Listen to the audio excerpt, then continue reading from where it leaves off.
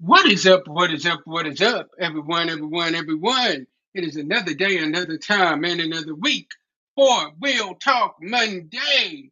You all, I am excited for tonight's episode.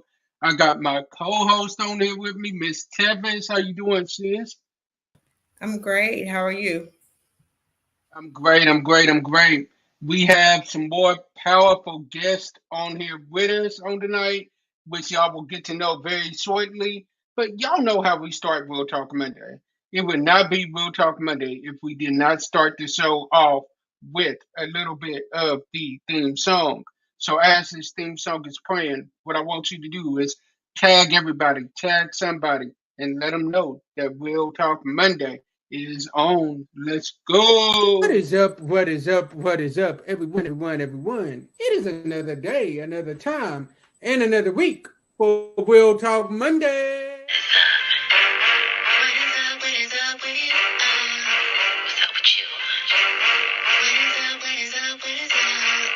It's only up from here. Let's go.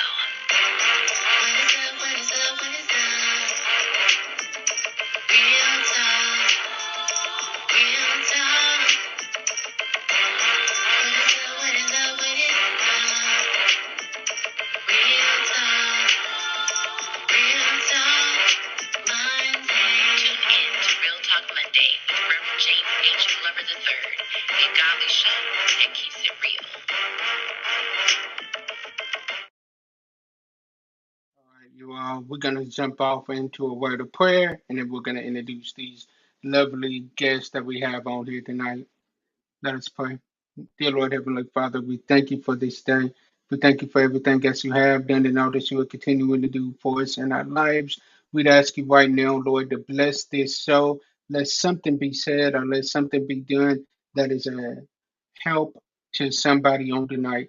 Get myself, Tevis, and all of these guests out of the way so that your name get glorified and your name get magnified. These are my blessings in your son Christ Jesus' name we pray. Amen. All Amen. right, so I'm gonna turn it over to Tevis to start off with the introduction on tonight. Okay. Well, of course, everyone knows me, Tevis, and of course, you all know that I've been here with James for some months now. You also know that I have my own coaching and consulting business as well as my maternal health doula services. And that's kind of what I do. I did get a job offer. So I will be working full time soon. Yay! So I'm very excited about that. So, other than that, I will pass it over to Dr. Courtney so she can introduce herself. Well, one, congratulations. Oh, that's Thank so exciting. I can't wait to talk with you offline about more details. you. So hi everyone. I am Dr. Courtney Williams. I'm a licensed psychologist based out of Nashville, Tennessee. I have a business called Willed by Wellness Counseling and Consulting, where our motto is owning our magic, one Black girl at a time. And that will lead us into some of our questions for the evening. I'm really excited to be here. Thank you so much, Tevis, for reaching out to me to be a part of this conversation. I love talking about all things mental health, especially in the Black community. And so I'm glad to be here with the other guests. And so I'm super excited for the conversation tonight. Thank you, Dr. Courtney. We're glad you're here. Okay, girls, please introduce yourself. Say whatever you feel like you want to say. If you just want to say your name and where you live, that's fine, but just whatever you want to say. If you have a business that you're doing, you can say that. If you want to talk about what you, when you graduate high school and what you're going to major in college or what you desire to do, you can say that too. Now, I can call your names and we can just popcorn it. Whatever y'all want to do. Okay, Call I'll go. names or popcorn. Okay, go for it. Hi, I'm Kiari Beatty. I'm 16 years old. I live in Nashville. I go to Antioch High School. Um, in the future, I would like to be an orthodontist or a travel nurse. So, and my plan to go to college, the college I plan to go to is Texas Southern. So yeah. My name is Ava. Tevis is my mom. I'm 15. I'm going into my junior year of high school. I go to Antioch High. When I graduate, I think I want to do something in the nursing. I'm not 100% sure yet, but yeah.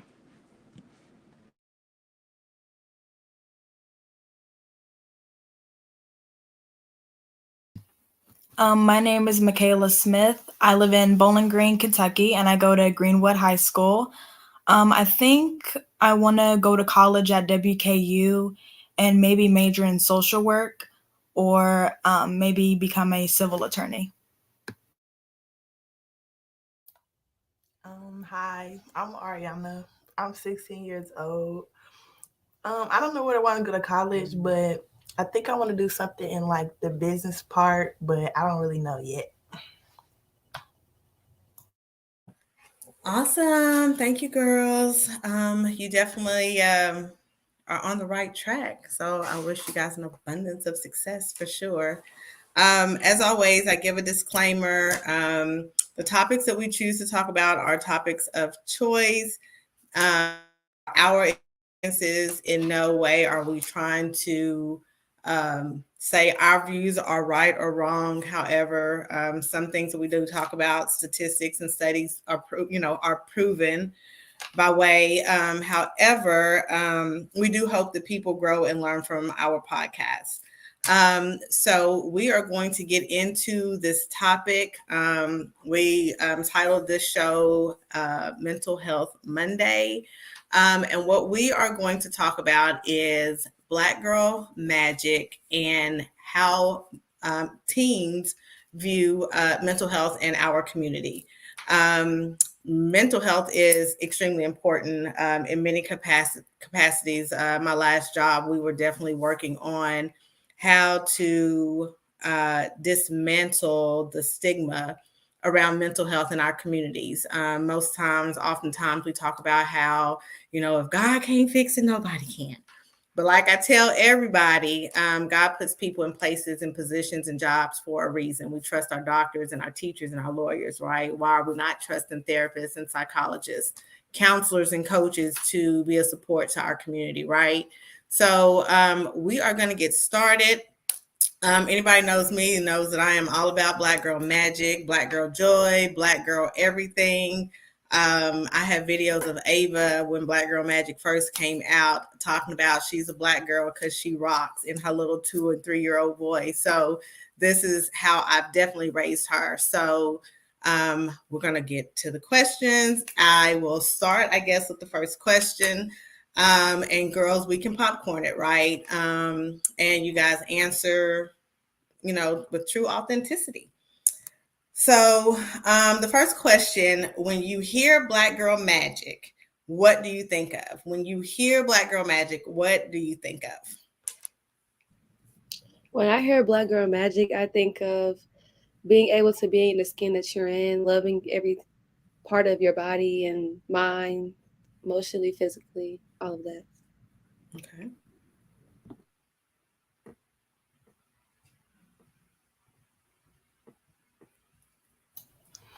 I said when I hear Black Girl Magic, like I feel like it's the outcome of us going through all our obstacles in life just as being a Black woman and stuff like that. Okay. I said to me, Black Girl Magic is like the power that Black girls have. Someone who's like smart, phenomenal, capable, never gives up. Someone who's committed, someone who's educated, and someone who's just gonna push through it all. And at the end of the day, come out a beautiful Black woman. I would say Black Girl Magic is just having that ability to persevere and bounce back when the whole world is against you and stuff isn't going your way. It's just being you and still continuing on. I love that. And I'm a crier because I'm a Pisces. So I'll just say that. But just like hearing all of y'all's answers, it's just really touching. Similar to what Tevis said, Black Girl Magic is the reason why I built my business, Will by Wellness. And so all I do is work with Black girls and women all day, every day, for all the reasons that you mentioned. And a lot of what y'all said, a lot of other Black women and girls say the same thing. So I feel like so many folks can relate to everything that y'all are talking about tonight. And there's even this video that I show in one of the workshops that I do, where people answer that question, like, what does Black Girl Magic mean to you? And like, how do you embody that? So that leads to the next question. Like, what do you feel like your magic is? Like, if you could define that, it doesn't have to be in one word, one sentence, you know, it could be as long as you want it to be or as short as you want it to be. But I would definitely retweet everything y'all just said about what you think about Black Girl Magic. So I'll ask the question again. What do you feel your magic is?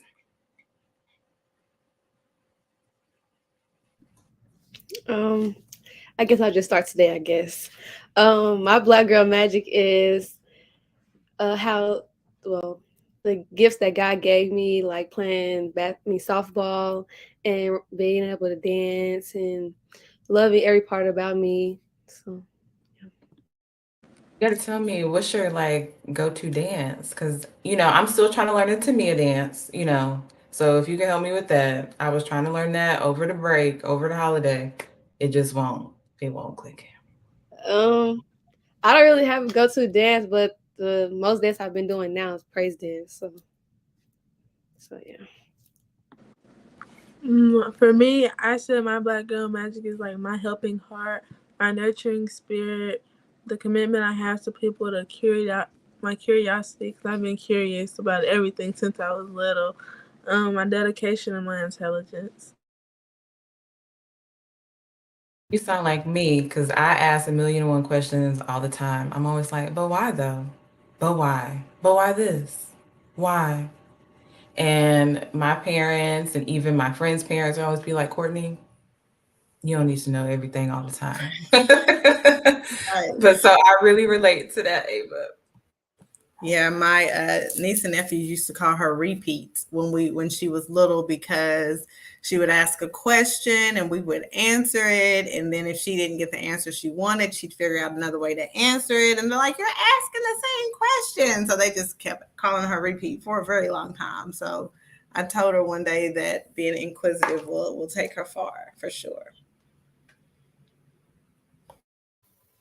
I would say my Black Girl Magic is just like remembering who I am and like not letting anyone try to change me to fit their standards or try and belittle me. Is just staying true to me.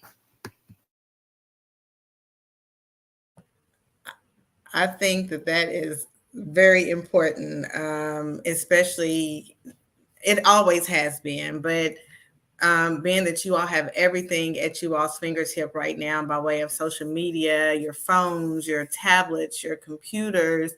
So many times our young people, even old people, I can't even just say you guys, get caught up in trends, get caught up in body image, get caught up in trying to be or look or dress a certain way, right? So being confident, this is something I always tell Ava, being confident in who you are and knowing who you are will take you far, right? We're going to always have people that's going to like us and love us and dislike us and hate us, unfortunately. But as long as you can stay true to you and be confident in who you are, your light's going to always shine, for sure.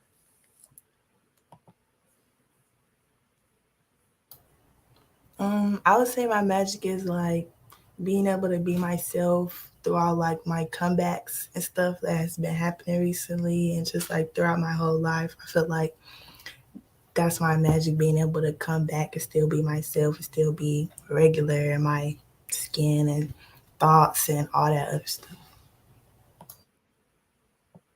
I love that. And I feel like I'm gonna answer this question too, like if y'all was asking it to me, because I think that one thing that we do a disservice to Black girls in particular is like to be humble. And I'm like, no, Own your stuff, own your strengths, own the things that you do well, own your magic, and just live in that. I am all into like take up space, take up all the space, right?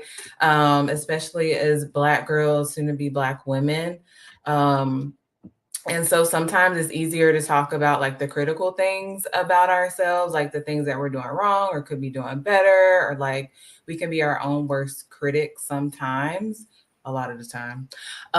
So I really love this question and this conversation because we get to really highlight our strengths. I feel like we don't do enough of that. So I'm loving this conversation. And so if I were to answer that question for myself, I think my magic is a few things. One, I think I'm funny, even if no one else does. I love dad jokes, corny jokes. I love sarcasm. And, I think I'm funny too. I think I'm really witty, quick on my feet. One thing too, I'm also really persistent. And I think that that's certainly embodied in all the years I've been in school. I didn't give up. And it got me to where I am right now, owning a business, et cetera, et cetera. So if I had to highlight two things, those would be it.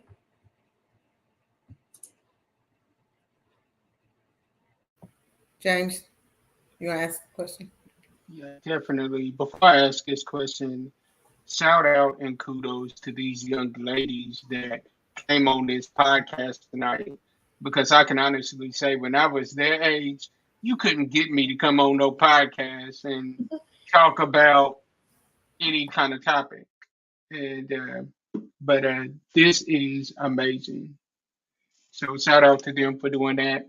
And we talked about what is your magic, but now here's the next question: how do you embody Black girl magic? How do you embody Black girl magic?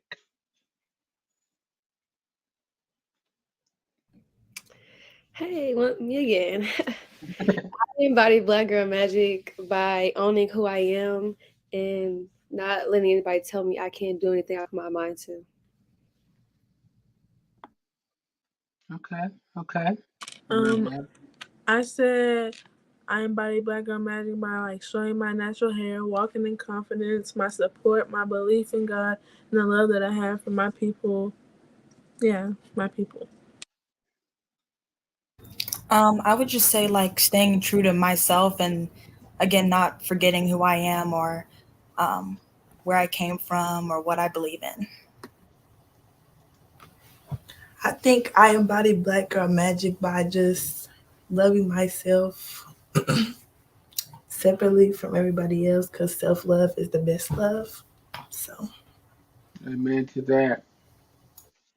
All right, Tevis, it's on you. All right, girls. So the whole embodying Black girl magic, Ava and I had a conversation about this. What do you mean when you embody something? How do you embrace it? How do you take it in? How do you hold on to it or let it shine out, right? And as a 45-year-old woman, there's still challenges. I know that Ava and Kiari and Ariana have went through what they've went through their sophomore year of high school, which was crazy. But then I remember having a conversation with Ava saying it don't just stop in high school. And then a situation happened on my job with grown women, and I was the youngest, right? So when my CEO looked at me and said, why haven't you stepped into like who you are? Why haven't you just stepped into it? Well, I found that sometimes being 100% me, people take offense to that or become intimidated by it, right? At this point in my life, I don't care.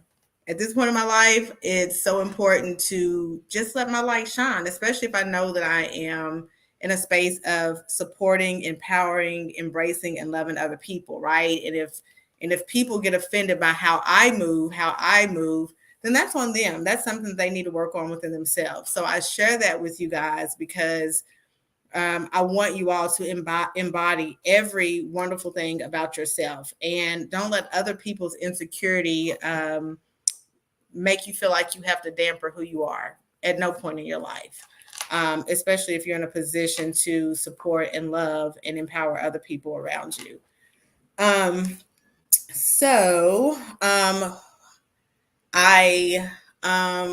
kind of want to, I know this wasn't just like a question, but I want to know, when you hear self-image, what do you think of when you hear self-image? What do you guys think of?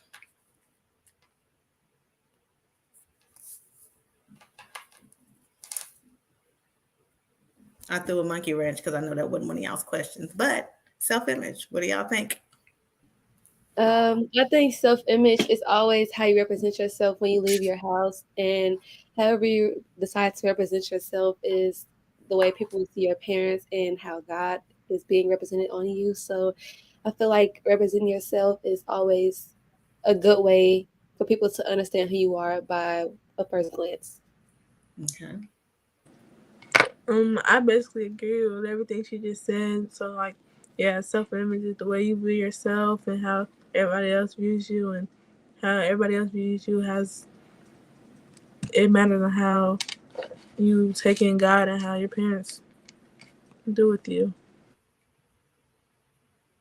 Yeah, I would say also it's just your perception of you and how you want others to see you as well. And yeah, just your perception of yourself.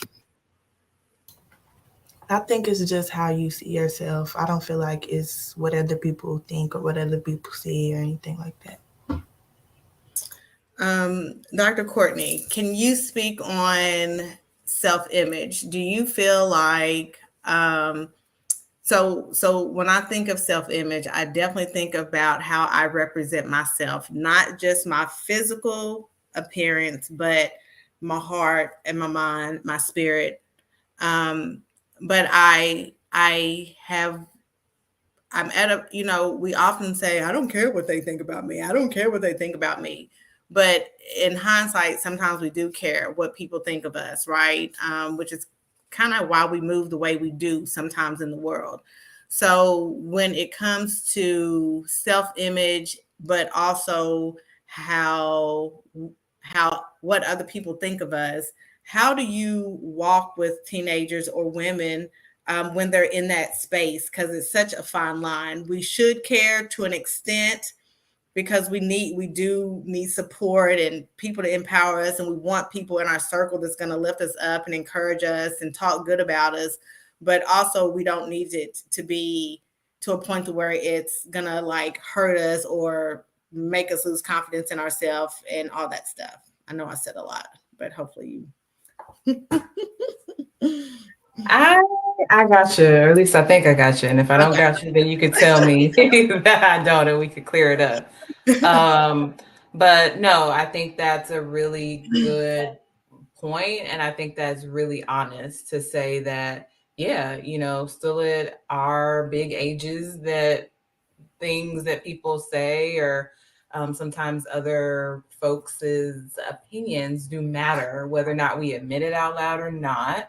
I think something that I always try to impart on other people, no matter what age, it's about determining whose opinion matters and whose doesn't, because not everybody's opinion matters, right?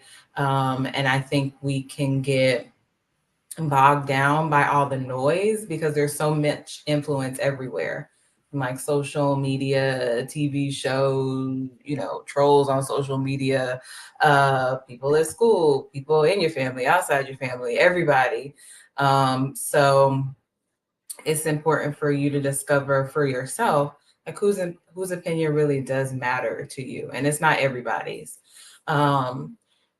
And I also agree with the things that y'all have said. So in terms of what is self-image, I do believe that self-image is you, like what you feel about yourself as a whole.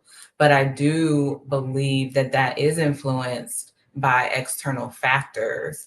And so I think back to my doctoral research. So I'm a mixed methodologist where I'm pulling qualitative data, but also quantitative data together to tell a story of basically to tell a story. I want to hear not only what the numbers are saying, but what is the story behind the numbers. And so I completed a research study with similar conversations to this. And so it was in a focus group setting. And one of the questions that I asked was, how did you come to know that you were beautiful? And so a lot of the responses were, my mom told me, my dad tells me every day, I hear my sister saying X, Y, and Z. And so it's those messages that are instilled over time in us that help shape our self-image one way or another. And then I think the older that you get, the more you start to discover what are the things that you're going to take and like keep with you, and what are the things you're going to like let go of and like that just don't align with what you believe that you are. So that is my 2 cents. I hope that answered your question, Tevis.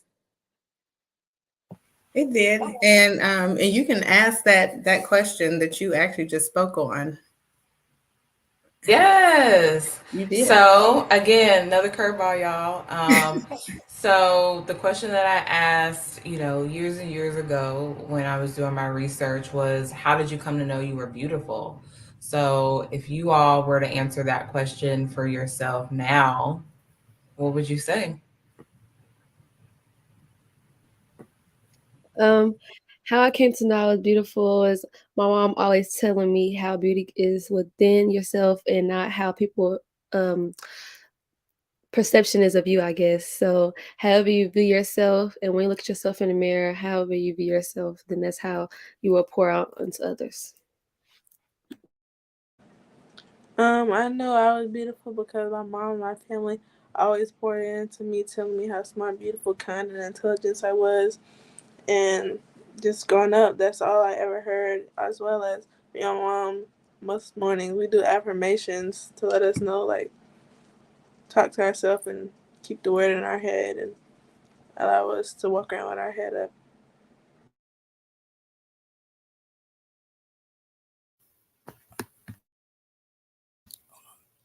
I would say for me is just being closer to God and knowing that I was put here for a reason. I was made the way that He wanted me to be made, I would say.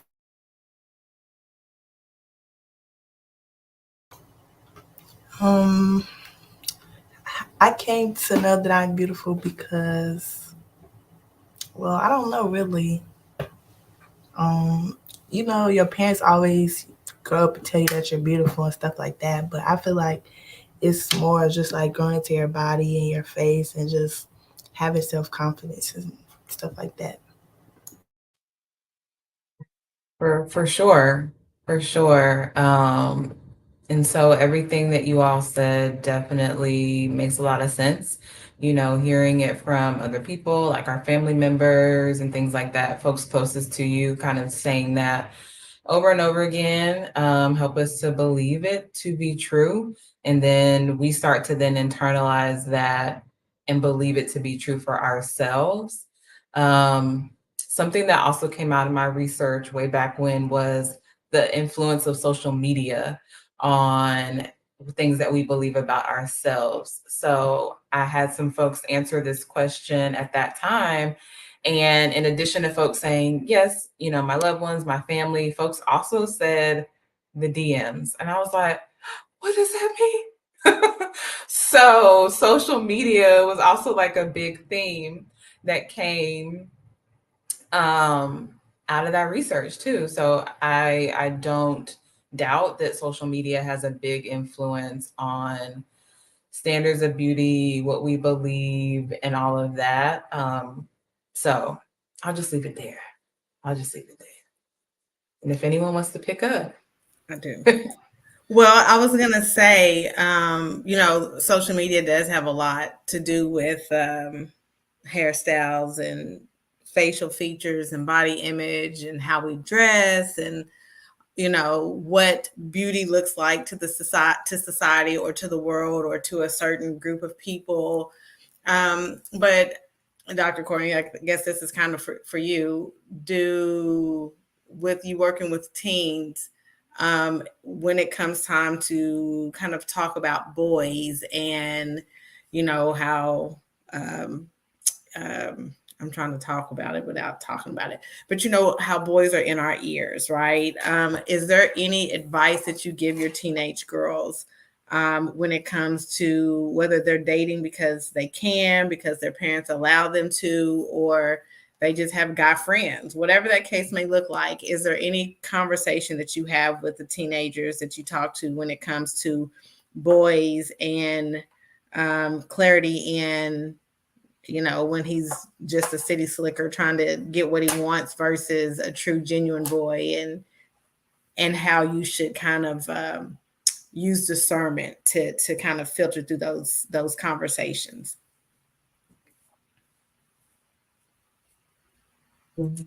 So I think one thing that makes me unique in my role is that I'm not a parent. So the way that I connect with teens is going to be different than how parents are going to connect with teens. I think parents oftentimes can come from a advice giving, let me tell you from my experience perspective, and that's not how I come. I think, one of the, well, I'm not going to speak for all therapists, but I know that there's a lot of therapists out there just as a standard that do not give advice for different reasons. But what we do is help, in this case, teenagers kind of explore like their decision-making process, their values. And that's essentially what I would do in this case, to help understand what those things look like for them. I think it's also important for me to know kind of what the messages and expectations are among the family unit, because that is naturally going to influence how the teens that I work with are moving. And I think for me, when I'm having these conversations with my teens that I see, it's a delicate balance of also having conversations with the parents too, because I want to be able to invite candid conversation with teenagers while also understanding that they're minors. But confidentiality is such a big component to just therapy. And so for me, I think it's important for me to have that conversation from the beginning to understand kind of what the limits and bounds are going to be for the conversations that we have by having that conversation with the parents too. But for me, it's also helping the parents to have an openness and a willingness to be transparent, to be vulnerable with these conversations too. Oh, I'm reading the chat. I'm getting distracted. Nope. Stay focused, Courtney. Stay focused. So it's also a lot of conversation with the parents too around how to even navigate these conversations with their teens, because sometimes it's the parents' approach to the conversations where they feel like they're not getting much movement and they don't really know what's going on. It's because the approach needs to change. Okay, thank you. So I think we will step into a little bit more of the mental health conversation.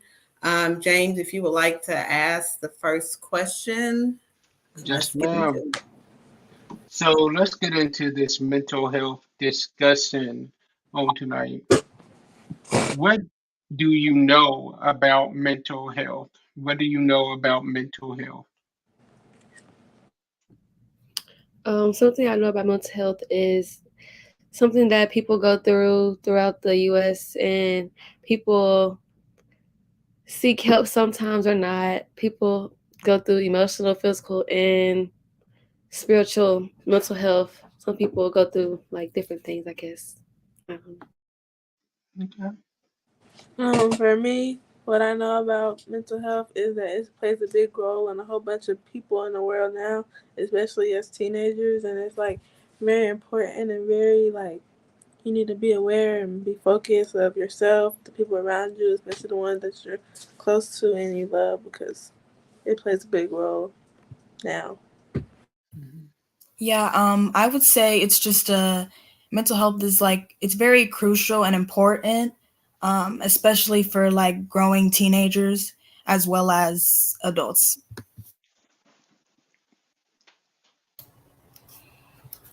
I don't know much about mental health, but I know that a lot of this generation that we grew up in, like kids are getting depressed or like feeling down in themselves a lot. And like, I don't know if it's like different types of depression or what, but that's what a lot of people feel like they have, but maybe it could be something else. And I think for sure, all of that. I think one thing to mention is we all have mental health, no matter like where you are and where you are. We all have mental health, and the way that we take care of our mental health can look different. Things that affect our mental health may look different, and what we say about our mental health can look different. And what's been said about different types of like mental health conditions. Yes, so there are so many different mental health conditions, and I think that there's different types of depressive conditions, there are different types of anxiety conditions, and I could go on a soapbox about all of that, but I say all that to say that yes, you are right. And to kind of piggyback off of that, Ariana, I think you were the one that was talking about different types of depression, and that essentially there are folks struggling. That is a real life thing. And so I'm curious, just hearing from y'all, how do you think that folks can support teenagers in particular who are struggling? Like, what are the things that we as adults need to do? Me as a therapist, what should I know? What should the parents know? How can we do a better job of supporting youth, of supporting teenagers, period, and when it comes to folks who are struggling? I say that y'all can help us with like having places for us to talk to people about like I don't know like things that's like calming to us, that's like second nature to us, like we're easy to adapt to you and you're like we know that you're able to receive what we're saying, and able to understand what we're going through instead of just saying like we're kids or something. Like you really can understand and you can actually feel it through you too, that how we feel. I would say it's either you can or you can't help, because some people they don't want to be helped. At the same time, even if you try to help, there's certain people who like me, for example, like I don't like. It's not even that I'm not comfortable, but like telling people how you feel, like it makes you feel some type of way, or it's just like you don't want to tell because you don't know how people will look at you, or like things like that. So I feel like it's either you can help or you can't. But I feel like parents and therapists, they can always try and find ways to like make you feel better and make you comfortable enough to talk to them, even if it's to like a certain extent and it's not much, but you can like get words out of them.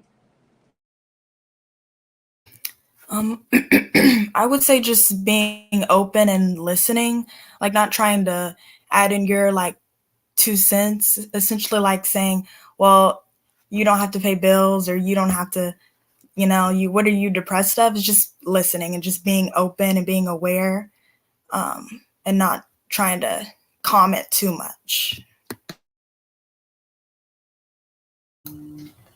I feel like y'all can help us by just having a friend. Really, like that's really just having a friend. To be real, being able to talk to somebody without having to hold nothing back or no walls or boundaries, just being able to talk freely and talk about anything and how I'm feeling any time of the day, like a mom, really.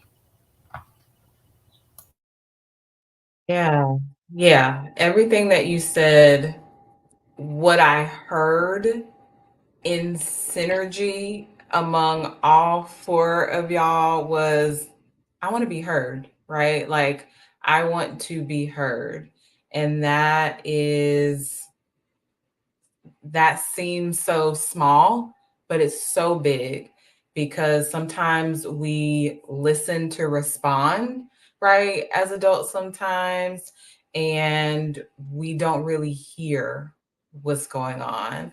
And so, yes, feeling heard. And also, what I heard you say was feeling validated, because sometimes it's easy to dismiss a teenager's concerns as being minimal because they don't have they're not out here adulting or whatever. And so I think that, for sure, we can do a better job of validating y'all's experiences, letting you speak your truth, and letting your truth be your truth, no matter what it is, and not clouding it with like our own perception of what it should be. So I hear y'all loud and clear. And that's like an ongoing theme that comes up in a lot of the work that I do with Black women and girls from age 13 all the way up to, older than your moms. And so what I hear every client say is the reason that they come to see me is because they're not feeling heard, they're not feeling validated in the other spaces that they're in. Yeah, definitely the common denominator between each of you guys is wanting to be heard. And I can speak from a mom perspective, that, yeah, sometimes we don't get it right. Sometimes we spaz out and then we come back and try to have the conversation. And sometimes you guys are like, nope, I tried, I'm shutting down, I don't want to talk about it, I think each relationship with mom and daughter is different. Abe and I have learned to create boundaries. We fall short sometimes, but we try to revert back to them. And the main thing is listening to each other, right? Showing her respect, her showing me respect. A big conversation we had just last week, excuse me, is sometimes I think that you guys feel like we should treat you guys as equal. Respect, yes. Love and many things, but we are 35 and older for a reason, because there are things that we have experienced in our life that maybe you all haven't. We do have advice sometimes just to be able to give you guys a guiding light, not telling you this is how you should do it, right? But there's not going to always be that equal ground. We are mom for a reason. We had you guys, you all didn't have us, right? Not that you all have to take our advice. We do hope that you do take a lot of it, but that's just trying to save you guys. But me as a mom, I also know and had to acknowledge that you all have to make mistakes. You all have to learn, right? We can't always save you guys from everything. But what I want to get right is making sure that I always hear you guys, right? When you guys talk to me. Y'all know I fuss. Y'all know I can be loud and crazy and silly and not so happy sometimes with some of the things that you guys do. But at the end of the day, my hope and prayer is that everybody, all of you guys, are feeling comfortable enough to talk to me about stuff, right? I know I'm considered the overprotective mom or the mom that does too much, but at the end of the day, it is for y'all's safety, right? I know that I had a mom that was a listener greatly. My mom was my best friend growing up. And I think that says a lot. And that was the same relationship that I wanted to have with my daughter, right? We love you guys so much that we want to protect you guys from so many things. And we know that we can't, right? And when you guys hurt, we hurt. But hearing that common denominator, you all wanting to be heard and not being judged, and sometimes needing the friend mom and not the mom, I can relate to that. You know, oftentimes I tell Ava I'm mom first and then friend, but there's so many people that hear us and see us talking like, oh, y'all have such a good relationship, y'all like friends, but she know I'm mama first, right? Because I have to be, right? I have to be mom first because that is the role, my first role for her. So sometimes to step back and think about how you guys say things to moms, right? How you guys approach situations with the adults that are in your life that love you guys so much. And I guarantee that they all want you guys to be honest with them, right? And I think the more that they feel that you can be, the lesser aggressive or angry they'll be when you start truly sharing some truths. So I think there has to be great conversation between mom and daughters, or mom or dads and daughters, whomever your person is. There has to be trust, definitely between you guys. Thank you guys for sharing that. Thank you guys for sharing that. Dr. Courtney, kind of taking us back a little bit. What are some of the top maybe 3 or 5 mental health concerns do you see in Black teens right now?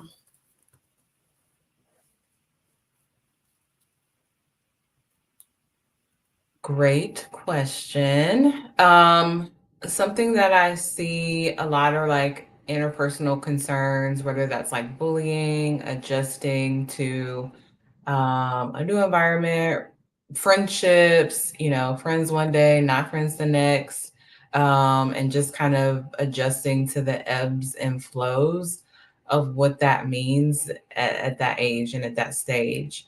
And that can be really hard, just dealing with those transitions. I think that can take a really big toll on our mental health because, we're social beings, like we thrive on connections with others. And so if that feels unstable or if it doesn't feel secure, that's definitely going to impact other things, that's going to show up in other relationships. It's going to show up in how we show up at school. So that definitely can take, can take an impact. Some of the other things that I see as well are depression and anxiety of different forms. I do think that is a rising concern in teens. I think especially as we're having more and more conversations like this, folks are beginning to educate themselves on certain language to describe what they're experiencing. I think, who was it? Someone brought this up a little bit early in the conversation that made me think about like, there's still stigma around mental health and like what that means and asking for help and all of those things. And, I want to talk about that too. I want to put a pin in that because I think we need to circle back to how stigma definitely influences how we even talk about mental health, or even reach out for support from somebody like me, a therapist. But I would say those are the biggest concerns. So interpersonal concerns, depression, and anxiety. And transitions is another big one. a new school, or adjusting to like other pieces of the stage of life that folks are currently in. Okay. So girls, how do you all view therapy? If your mom said, I think that you should try therapy, or do you feel like you could go to your mom and say, hey, I think I need therapy? How do you view therapy?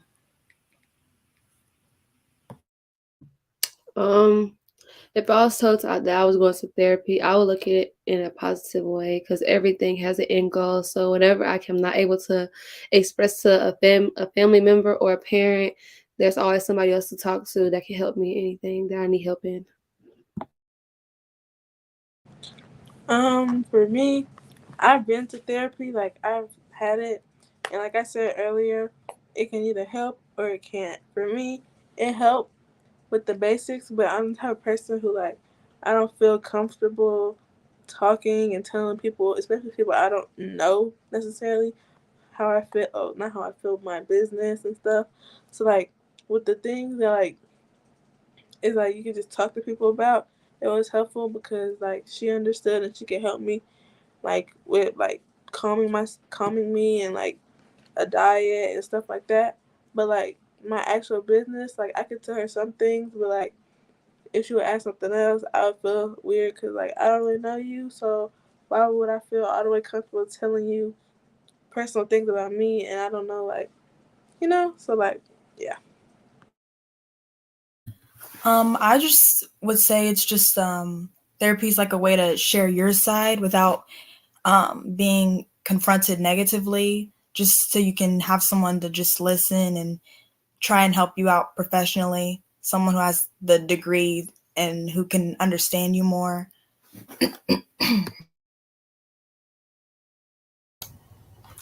I'm a little bit iffy about therapy because I feel like that's a lot, to be honest. I don't know what you do in therapy. I know you talk and stuff like that, but I wouldn't feel comfortable telling people stuff about me because if I was telling a therapist something, it's something like that really bothered me, like emotionally, all that. So I wouldn't feel comfortable telling somebody I didn't know. Yes. Yes, all of that. All of that. I mean, I just want to validate that because your your concerns and like your caution is, well warranted. I don't think that y'all are wrong for feeling that way. There's a lot of people that feel exactly like you feel. Like, I don't know this person, why I'm gonna tell them all my business. And I think that's how a lot of people perceive therapy. Which is one of the reasons why I became a therapist. I think that there are a lot of different reasons why there is a mistrust in therapy. I think that there are historical components to that. I think that there are cultural components to that. Um, I think that going back to what Tebas said a little bit earlier, there are a lot of myths about what therapy is or what people should be doing when they are distressed. Like, just pray it away. Or, you know, there are different things. I'm not going to go into all of them. But in fact, there are so many myths that I even created a worksheet on the myths of therapy that like lives on my website because there's so many myths about therapy. And so I think a part of my job is to debunk some of those myths, like the ones that are named here and also named in other spaces. But a lot of people don't know what therapy is, what it looks like. And I think that certainly creates this like fear or like disconnect that it's not for me. And I think when we're talking about mental health services or seeking support around mental health, it doesn't just have to be therapy. There's so many different ways where we can get at the same outcome. And I think that's why I offer so many different types of mental health and wellness services, because one-on-one therapy may not work for everyone, and especially talk therapy, especially for my teenagers. Y'all like to talk to me, not a whole 45, 50 minutes. So it's definitely being creative, using a lot of expressive arts. I don't like talking at you. We may have some conversation, but that is definitely not the whole therapy hour, because I know if my attention span is short, y'all's are also probably just as short as mine. And so definitely want to engage the mind in different ways other than talk therapy. Dr. C, I think there's a question that was asked to you too, Dr. Courtney. Yes. So the question is, can you share the process? Like, is it important for the therapist to build a relationship with client? For sure. I even tell folks when they are first meeting with me, those first 8 sessions are going to be critical in building that trust and rapport. Sometimes that's what it takes, just so that you get to know me and my style and how I move and how I show up, and the same thing for you. Especially with my teenagers, it's really about building that bond, but it's also, for me, takes a lot of transparency for me as a therapist. What I found in working with teenagers is it makes it easier if it doesn't feel like y'all are the ones doing all the sharing. So it's also important for y'all to know, like, hey, this is a little bit about me too. This is like my background. This is what I'm coming with. So I don't feel like a complete stranger. Um, because it is hard when it feels like you're the only one like sharing, and like this person that you're sitting across from is like this mystery. So that's a part of the getting to know you, building rapport in the beginning, and that rapport building is ongoing.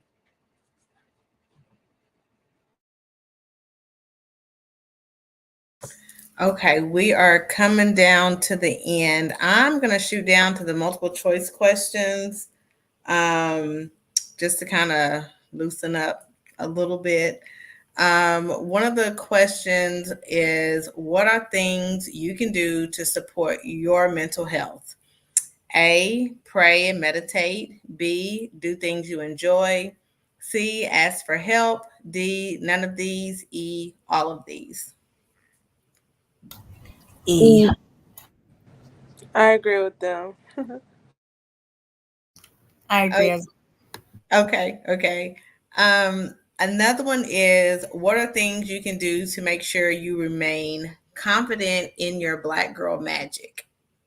A, affirm yourself daily. B, surround yourself with like-minded teens your age. C, when you're not feeling yourself, ask for help. D, none of the above. E, all of the above. E again, in my opinion. Okay. Everybody agree with E? Okay. yes. Okay. Okay. So I know y'all's time, teenagers, is precious. We could keep going for real for a little bit longer. And I don't know Dr. Courtney's schedule, but me and James sometimes run over. However, I want to keep us in our hour, as I promised you guys. What I would like for us to do right now, and I want the teens to go first. If you had a friend that was experiencing a crisis and they came to you for help and support, I don't want to really give a scenario because I think it'll drag us out a little bit longer. But if they had a mental health crisis, how would you support your friend? Like, truly, how would you support your friend? Well, I did have a friend that struggled with mental health issues, and I was just comforting. I would check on her every day. I was with her every day. So I just was the person that she didn't have that she wanted to talk to. I was just that shoulder for her to cry on, talk to, etc. For me, I feel like if a friend was to come to me, I feel like if they came to me specifically, that means a lot. So I know that I need to be there. And like I said earlier, I'm like a caring person. I can feel what other people are feeling and stuff. So like, if they came to me, I'd make sure that I was there and allowed them to get whatever they needed to get off their chest off, and I would try to comfort them and help them to feel better, like just like make it better in the best way possibly that I can.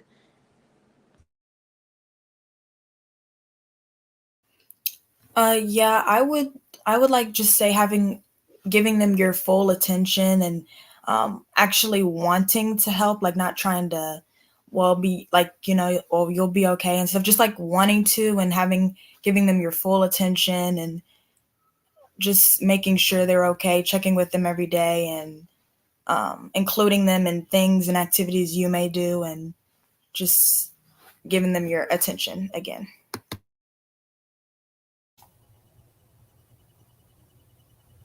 I would just try to be the person they need me to be there. Just for, I'm sorry. I would try to be the person that they need me to be for them, like with their mental health and different things like that. Try to check on them a lot. Not, I don't want to be like hovering over them because I know they're gonna be like, well, just a whole lot. So I would be trying to be my regular self, but also like still pushing to do a little bit more and ask them a lot and just be there.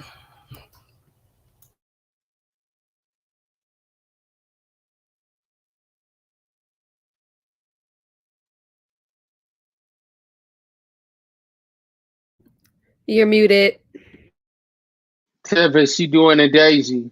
Thanks. Dr. Courtney, do you have any last words of support or advice, or even if you have a question, anything that you wanna say? Yes, one thing that I do want to speak on is you all, just in the short time that I have gotten to know you, all seem like really self-aware, compassionate, and caring girls. And so this question about like how do you support a friend in need, I think is so important. And so I would imagine that you all would try to show up in the best way that you can. And while doing that, I also want you to hear that you don't have to do it alone. You know, if there is a friend, I would hate for you to feel like you have to be the sole support or like secret keeper or like carry it all on your shoulders. Um,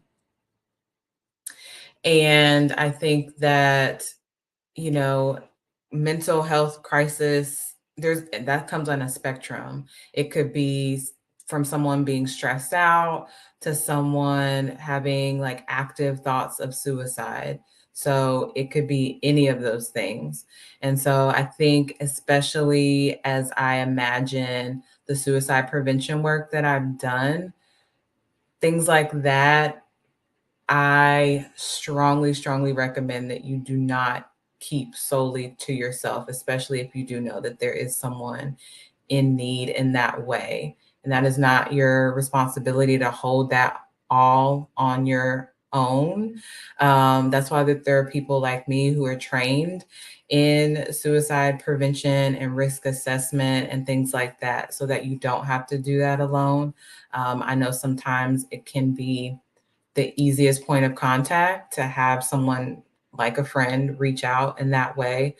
But I really just want to say that out loud, especially as y'all being growing Black women. I think sometimes that we are socialized to do is like to carry it all on our shoulders. And so I want to like interrupt that narrative that you have to do it all yourself.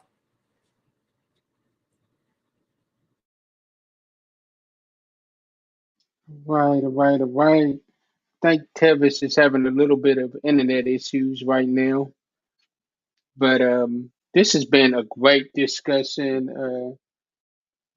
I do see that she is back. And sorry. But this has definitely been an amazing Can you guys hear discussion. me? Yeah, we can hear you.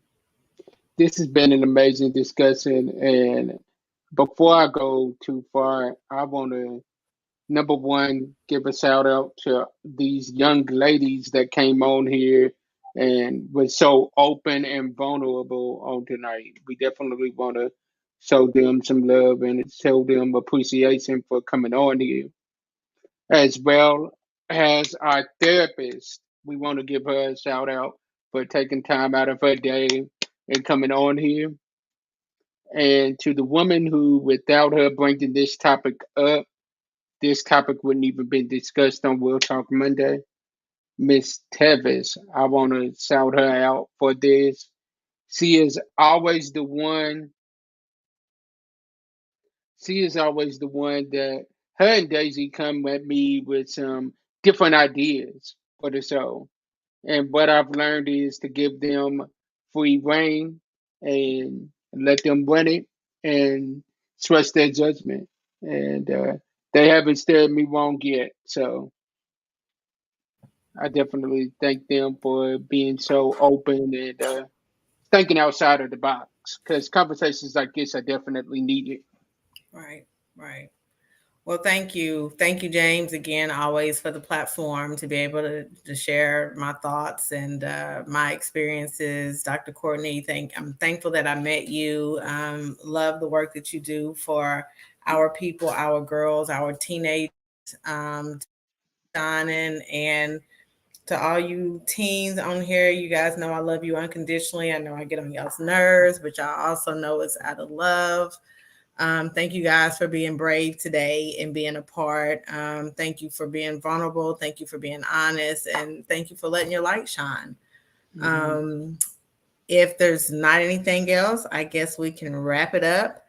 Dr. Courtney, if you have anything that you want to share about your businesses that are coming up, that you would like our platform to know about so that they can support you as well, this is your time to share. Yes. And I put this in our private chat, but I also want to share out loud, like, this was the best part of my day. Like, literally, I really enjoyed this conversation. And so just to share a little bit about my business, it is called Willed by Wellness, as in strong willed by wellness. And if you want to follow me on Instagram, it's at Willed by Wellness LLC. Instagram, Facebook, and LinkedIn. I do also have an IG live series. It's coming up starting next month. It's called Candidly Court, where we are having uncensored conversations around the lived experiences of Black women and girls and mental health just in general. And Tevis is actually going to be our first guest next month. So don't forget to follow me on Instagram at Willed by Wellness LLC. And Tevis is going to be the first guest on my new IG live series called Candidly Court. Yeah. All right. So y'all make sure y'all tune in to that. Also, as we've already announced in previous episodes, We'll Talk Monday is nominated at this time for a Music Love Award. If you go over to www.musicloveawards.com and go to Podcast of the Year, you will be able to vote for us as many times a day as you want. The voting is unlimited. And I'm just loving what I'm seeing right here. This image right here is just amazing. Mother and daughter right there on the screen together. I'm loving that. Thank you. I'm thankful for each of you guys. As you all know, if you all know any mommies or families that are expecting, please send them my way. If you know any teens or any schools or programs that need to learn more about maternal health, please send them my way. If you know any early childcare programs that are needing a little bit more support by way of coaching and consulting, leadership, and organizational development, please send them to me because I'm still going to be working part-time. I got to keep the business going no matter what. So if you all know anyone in those areas, definitely send them to me for sure. All right. And as I always say as we close out, sometimes our disappointments are nothing more than God's appointments, meaning some things that we're looking at is bad. God is only turning it around for our good. Stay blessed, and be a blessing to someone else. And we'll see y'all on the next episode. Tune into the podcast at 12 midnight. Peace.